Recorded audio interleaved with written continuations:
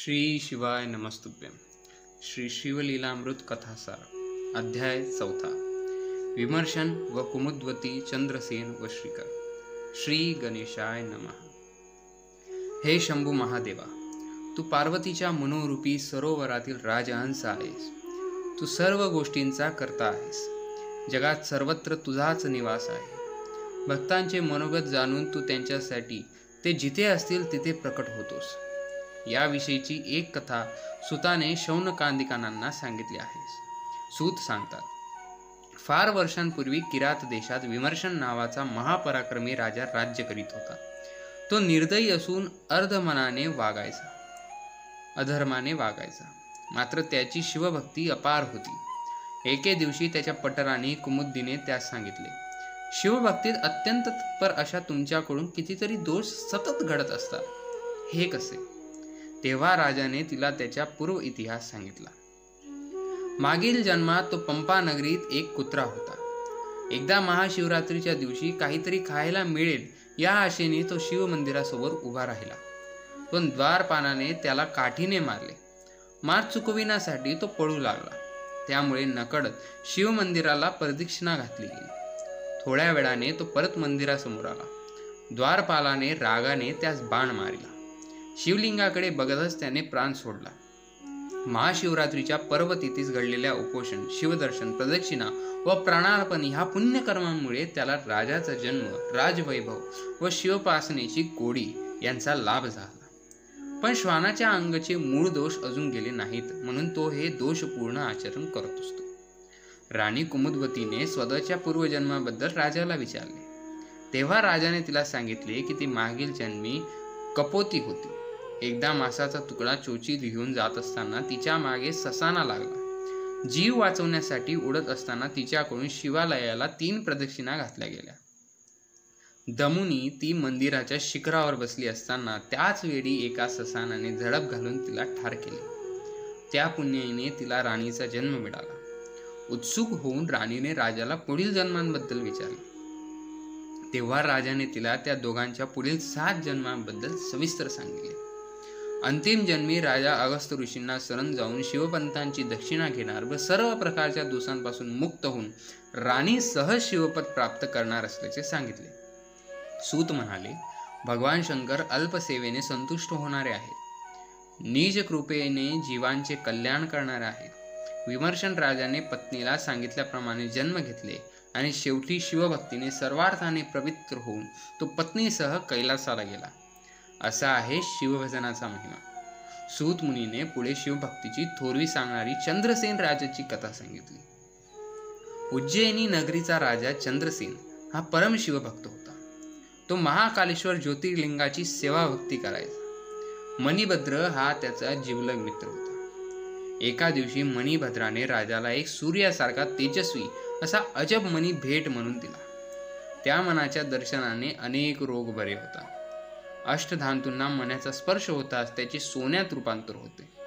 त्यामुळे चंद्रसेनाची अधिक भरभराट होत गेली. राजाचे वाढते यश, कीर्ती व संपन्नता पाहून अनेक राजे त्याचा द्वेष करू लागले. त्याच्याकडचा तो मणी मिळवण्यासाठी अनेक राजे एकत्र आले. त्यांनी प्रचंड सैन्यानिशी उज्जैनीवर चाल करून नगराला चहूकडून भिडले. राजाला युद्ध नको होते. आपला सर्व भार महाकालेश्वरावर टाकून तो शिवशंभूला शरण गेला. राजाने विचार केला, तो दिनांचा रक्षक, जगाचा उद्धारक, जगतवरिष्ठचा हा संकटाचे निवारण करीत. सर्व चिंता दूर सारून तो शिवमंदिरात शंकराची विधियुक्त पूजा करू लागला. बाहेर प्रधानाच्या नेतृत्वाखाली युद्ध सुरू होते, तर आज राजाची शिवधारणा चालू होती. ती पाहण्यासाठी जनता लोटली होती. त्यातच एक विधवा गवळण आपल्या 6 वर्षांच्या गोपाळाला कडेवर घेऊन उभी होती. शिवपूजन आटोपल्यावर सर्व लोक घरी गेले. गोपा बाळाची आई पण त्याच्या घरी जाऊ लागली. इकडे बाळाला शिवपूजा आठवली. त्याने बाजूच्या उजाड झोपडीत शिवलिंगासारख्या गोलाकार पाषाणाभोवती मादीची वेदिका तयार करून पूजा करण्यास सुरुवात केली. तो पूजेत इतका तल्लीन झाला की त्याला दृढ ध्यान लागले. तो देहभान विसरला. आई हाक मारत आहे याकडे त्याचे लक्ष नव्हते. त्याच्या आईने येऊन पाहिले तर हा शेजारच्या ओसाड झोपडीत ध्यान लावून बसला होता. तिने त्याला जेवायला चालण्यास सांगितले. पण तेही त्याला ऐकू आले नाही. तिने रागाने त्याने रचलेले दगडाचे लिंग व वेदिका उधळून लावली व त्याचा हात धरून ती त्याला उठवू लागली. आपली शिवपूजा मोडली म्हणून बाळ रडू लागला, लोटांगण घालू लागला. माझी पूजा मोडली, आता मी प्राण त्यागच करतो असे म्हणून आक्रोश करू लागला. त्याचे भलते आचरण पाहून संतापून त्याची आई त्याला तिथेच सोडून गेली व आपले जेवण उरकून गवताच्या चटईवर पांघरून घेऊन झोपू लागली.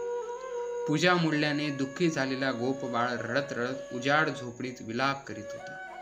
त्याचा मनोभाव पाहून शंकराने पळक्या झोपडीच्या ठिकाणी रत्नखचित शिवमंदिर निर्माण केले. डोळे उघडताच बाळाला मोठे आश्चर्य वाटले. त्याने गाभाऱ्यात जाऊन तयार असलेल्या रजोपचार सामग्रीने भक्तिभावाने शंकराची षोडशोपचारे पूजा केली. तो अत्यंत उल्हासाने शिवनाम घेत नाचू लागला. तेव्हा प्रसन्न होऊन महादेवाने त्यास दर्शन दिले व वरदान मागण्यास सांगितले.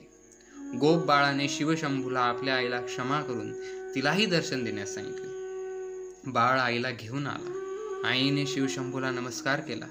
त्याची भक्ती पाहून तिला भरवून आले.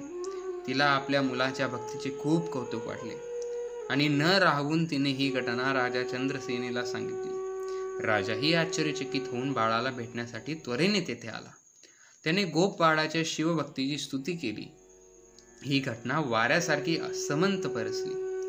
बाहेर वेढा घालून बसलेल्या शत्रू राजांनाही समजली. त्यांचे मतपरिवर्तन होऊ लागले. त्यांनी युद्ध थांबवून चंद्रसेनेला निरोप पाठवला. हे नृपश्रेष्ठा, तू आणि तुझे सर्व प्रजाजन धन्य आहात. तुमची शिवभक्ती खूप थोर आहे. ज्याच्यावर साक्षात भगवान शंकर प्रसन्न आहे त्या तुझ्याशी वैर भावना धरण्यात आमचे अहितच होईल. आम्ही आमच्या सर्व दुर्वासना बाजूला ठेवून तुझ्या भेटीची इच्छा करीत आहोत. आम्हाला त्या भक्तश्रेष्ठ बालकाचे दर्शन घ्यायचे आहे. शिवप्रभूंचे लीला कर्तृत्व प्रत्यक्ष पाहायचे आहे. चंद्रसेन सर्व राजांना सन्मानपूर्वक नगरात घेऊन आला. राजांनी लहानग्या गोपबाळाचे खूप कौतुक केले. ते म्हणाले, शंकर प्रसन्न झाला की काहीही घडू शकते. गवताच्या झोपडीचे सुवर्ण सदन झालेले आम्ही प्रत्यक्ष पाहत आहोत. शिवकृपेने सर्व प्रकारच्या सिद्धी घरी दासी होऊन राहतील व न मागता इच्छित मनोकामना पुरवतील. अशा प्रकारे गोप बाळाचे कौतुक होत असताना ते राम भक्त हनुमान प्रकट झाले. हनुमंताने त्या गोप बाळाच्या मोठ्या प्रमाणे आपल्या हृदयाशी धरले. त्याने बाळावर कृपादृष्टी करून त्याला नमः शिवाय या शिवपंचाक्षरी मंत्राचा उपदेश करून अनुग्रहित केले. प्रदोष व सोमवार व्रत कसे करावे याची माहिती दिली. हनुमंतांच्या प्रसादाने त्या मुलाला 14 विद्या व 64 कला प्राप्त झाल्या. त्याने बाळाचे नाव श्रीकर असे ठेवले. हनुमंतांनी श्रीकराला त्याच्या 8व्या पिढीत नंद राजाचा जन्म होईल, तो भगवान विष्णू यांचा अवतार श्रीकृष्ण याचा धर्मपिता होईल असे सांगितले. श्रीकराला अनेक शुभाशीर्वाद देऊन हनुमान अंतर्धान पावले. रामभक्त हनुमान ज्यांचा सद्गुरू आहे त्याला भय कसले. श्रीकर व चंद्रसेन नित्य शिव आराधना करू लागले व अंती परमगती मिळून ते शिवपदास पोहोचले. श्री सांब सदा शिवा पर्णमस्तु. फलश्रुती. या अध्यायाच्या पठनाने दारिद्र्य व शत्रूचे भय नष्ट होईल, संपदा मिळू लागेल व स्मरण शक्ती वाढेल. तर श्रोते हो, हा होता आपला आजचा अध्याय क्रमांक 14. भेटूयात पुढील व्हिडिओमध्ये पुढच्या अध्यायासोबत. तर जर हा व्हिडिओ तुम्हाला आवडला असेल व असेच नवनवीन व्हिडिओज तुम्हाला पाहायचे असतील तर आमच्या चॅनलला सबस्क्राईब करा आणि ह्या व्हिडिओला नक्की एक लाईक करा आणि कमेंटमध्ये श्री शिवाय नमस्तुभ्यम लिहायला विसरू नका. भेटूयात पुढच्या व्हिडिओमध्ये. तोपर्यंत श्री शिवाय नमस्तु.